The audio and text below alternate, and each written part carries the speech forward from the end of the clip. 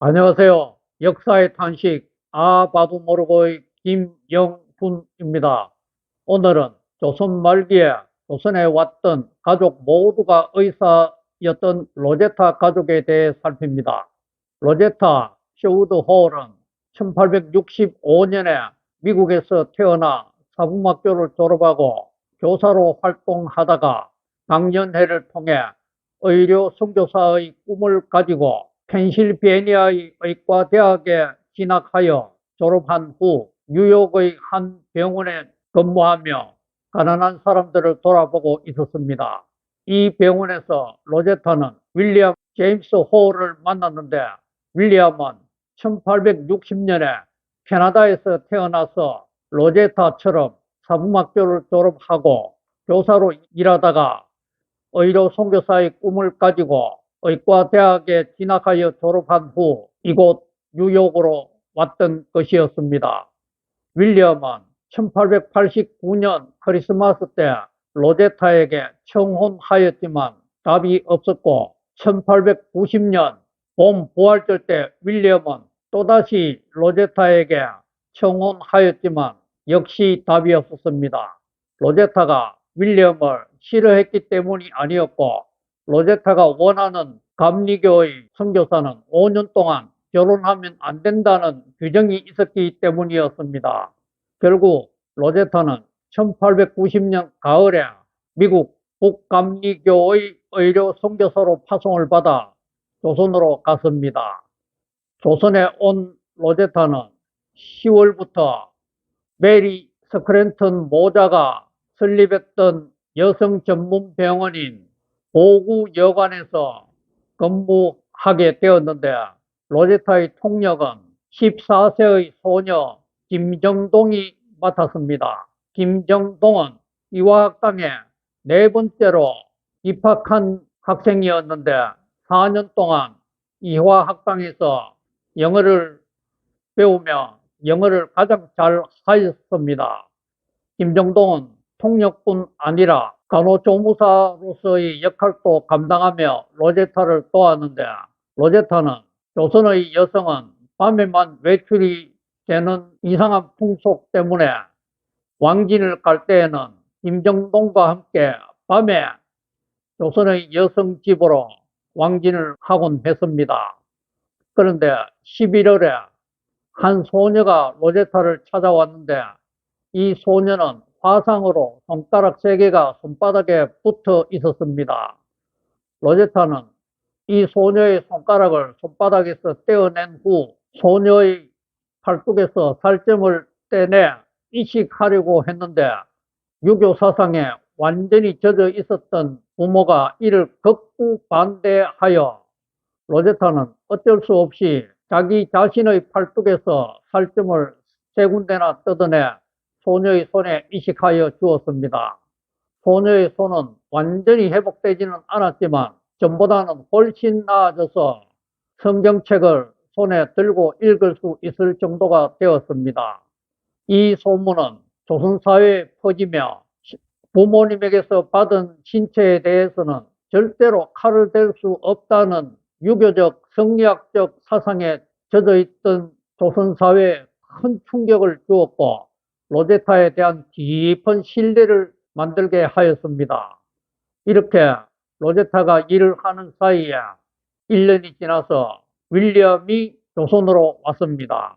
1년 6개월 만에 다시 만난 두 사람은 1892년 6월에 조선에서 결혼하고 한 달간의 신혼여행은 중국으로 다녀왔습니다. 그 결과 미국의 감리교 선교 본부는 결혼 금지 규정을 어긴 로제타에게 그동안 지원했던 모든 금액을 한꺼번에 다 상환하라고 요구했고, 로제타는 자신이 결혼함으로 인해서 의료 선교사의 역할을 충실히 감당하지 못하고 있다고 판정이 되면 그때 가서 돈을 상환하겠다고 했습니다.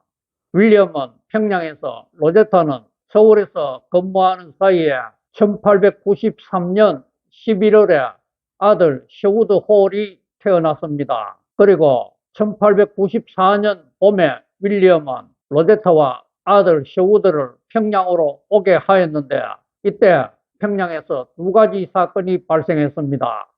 하나는 푸른 눈의 서양 아기를 구경하려고 평양의 많은 사람들이 1000명이나 넘게 로제타의 집에 찾아왔던 것입니다. 그래서 어쩔 수 없이 10여 명씩 단체로 아기를 보게 하였는데 어떤 사람은 아기를 일부러 꼬집어 울리고는 사람인가봐 라고 말하는 해프닝도 있었습니다. 동물원의 동물 취급당하는 기분이 들었지만 로제타는 이 평양 사람들을 따뜻하게 맞이했습니다.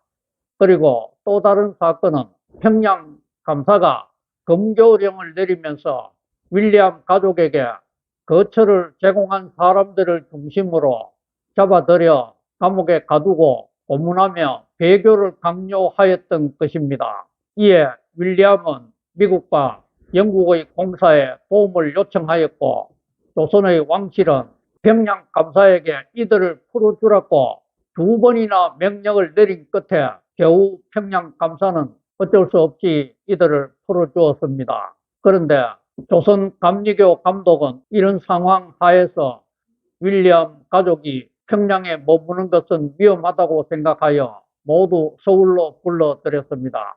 이 당시 1894년은 조선에 큰 사건들이 연이어 발생하였습니다.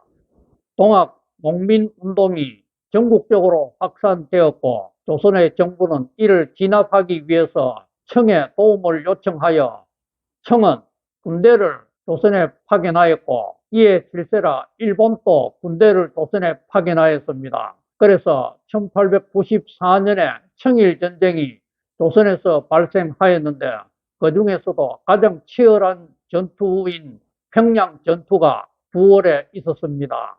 이 평양전투가 끝난 후에는 평양에 사람과 말의 시체가 널브러져 있으며 각종 전염병이 창궐하였습니다. 이런 가운데 10월 2일에 윌리엄이 평양으로 가겠다고 자원하여 갔습니다. 윌리엄은 평양에서 조선인이든 중국인이든 일본인이든 가릴 것 없이 부상당하고 아픈 사람들을 치료하여 주었는데 너무 열심히 몸을 가리지 않고 일한 결과 11월 달에는 윌리엄이 전염병에 감염되는 사건이 발생했습니다. 그래서 9일간의 호송 끝에 11월 말경에 윌리엄은 서울에 도착하였는데 이내 죽었습니다.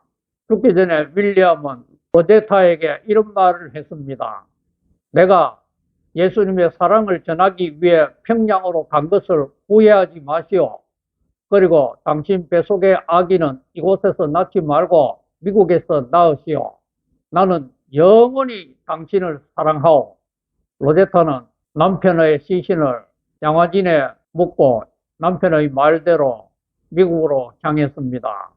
이때 로제타는 18세의 김정동과 그의 남편이 된 박유산을 함께 데리고 갔습니다. 박유산은 미국에서 김정동의 의학 공부를 뒷바라지하며 온갖 굳은 일들을 다 하게 되었습니다.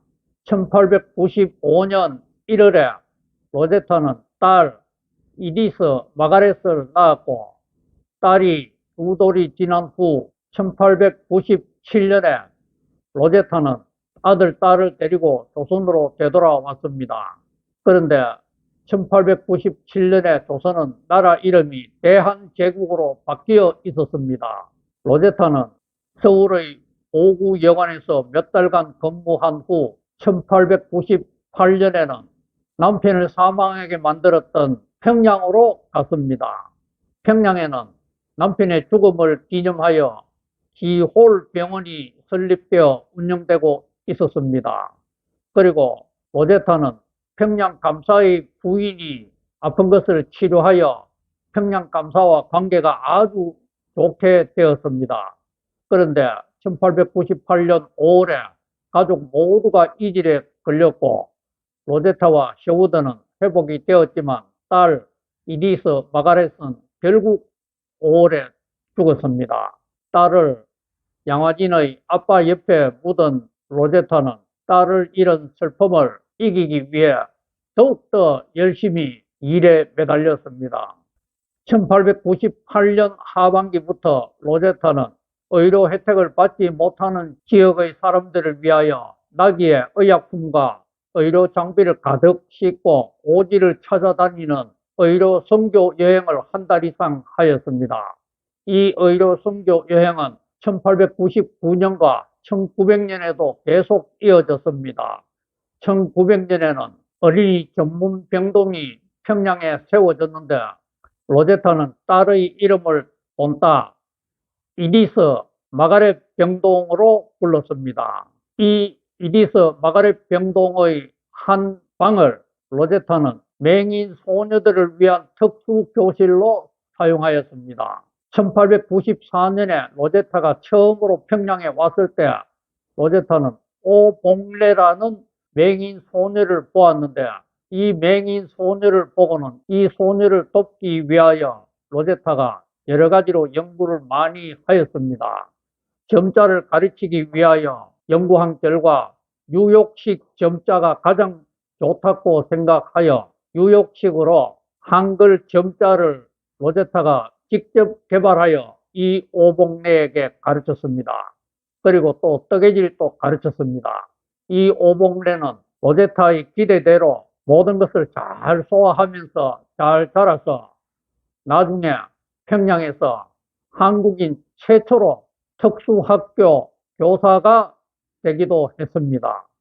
1900년에 로제타는 자신의 아들 셔우드가 교육을 받아야 되는 7세가 되었기에 셔우드와 선교사의 자녀들을 모아 외국인 학교를 평양에 설립하였습니다. 이 외국인 학교에서 로제타는 직접 교사로 일을 하였는데 로제타는 뉴욕식 교과 과정을 채택하여 아이들을 가르쳤습니다. 그리고 로제타는 그 외에도 선교사 부인들과 함께 조선의 여성들을 교육하며 전도 부인을 양성하는 선교 사역에도 열심히 하였습니다. 이처럼 로제타는 의사로서, 교사로서, 특수교사로서, 또 선교사로서 모든 역할을 충실히 잘 감당하여 너무 과로가 되었습니다.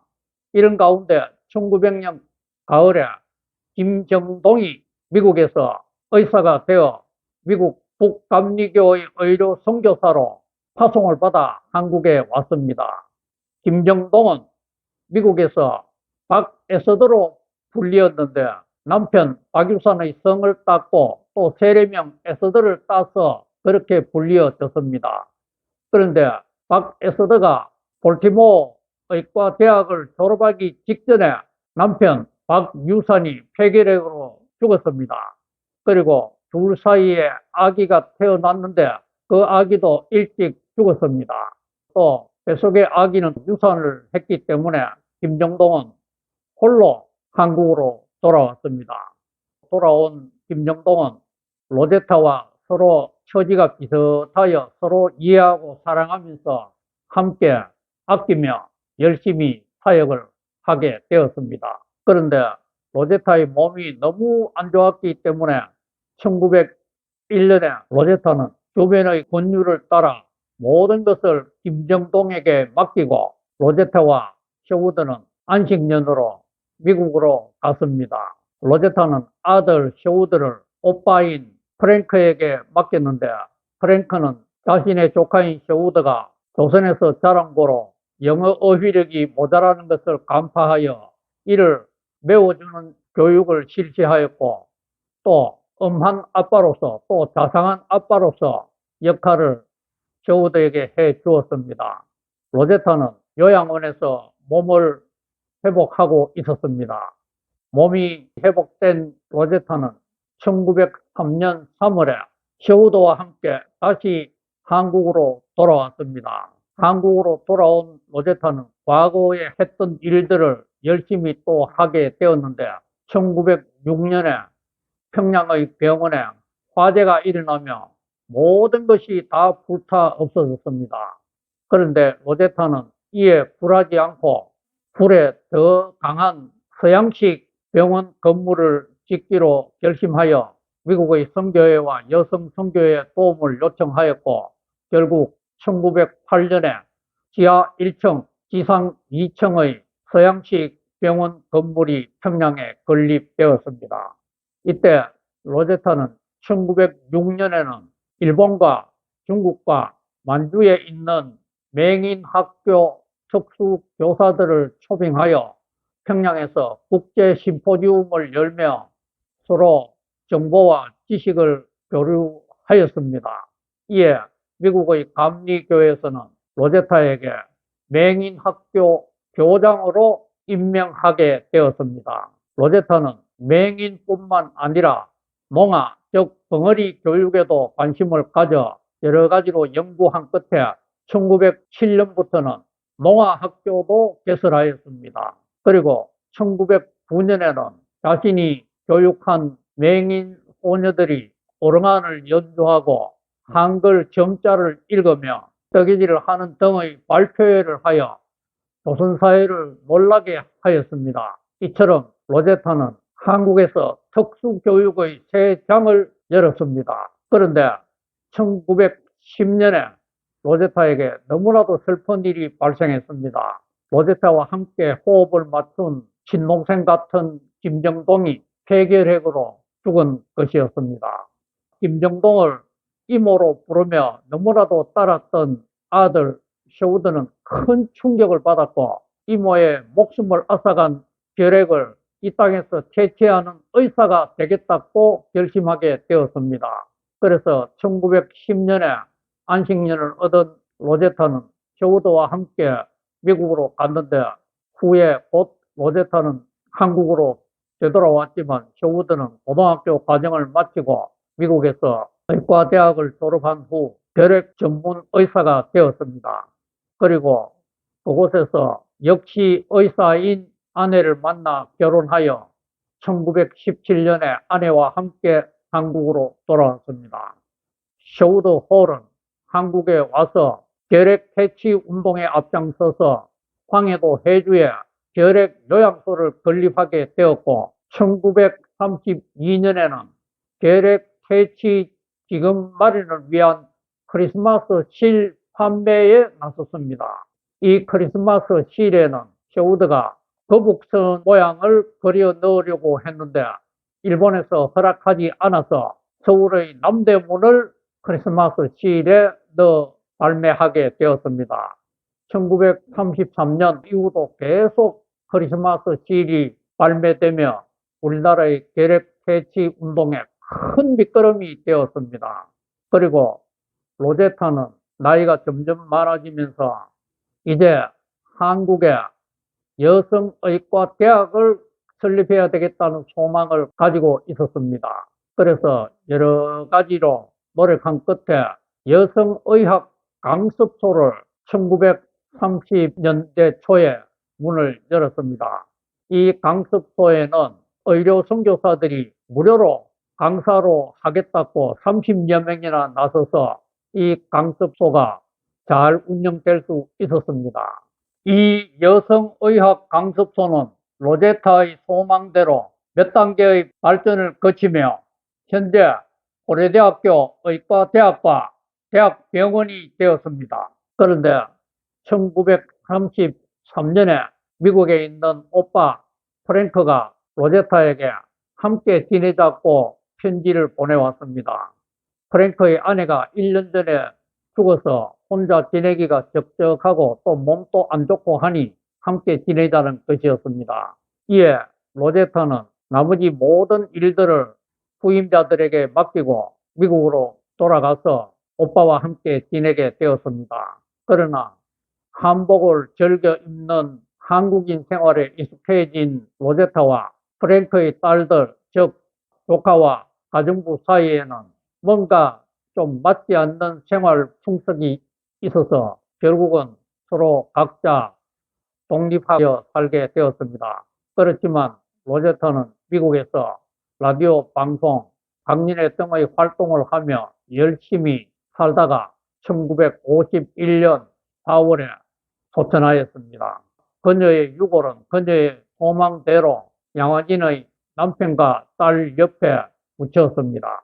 한편 아들 셔우드 홀은 일본의 극심한 통제 하에서 계속 활동을 하다가 1940년에 결국 일본으로부터 추방을 당하여 인도로 가서 인도의 의료 선교사 역할을 10여 년 이상 하다가 캐나다로 가서 살고 있었습니다. 이때 1984년에 대한결핵협회가 셔우드 홀 부부를 초청하여 행사를 가지고 또 이들이 부모님 묘소를 돌아보고 캐나다로 돌아간 후 1991년에 부부가 차례로 죽었습니다.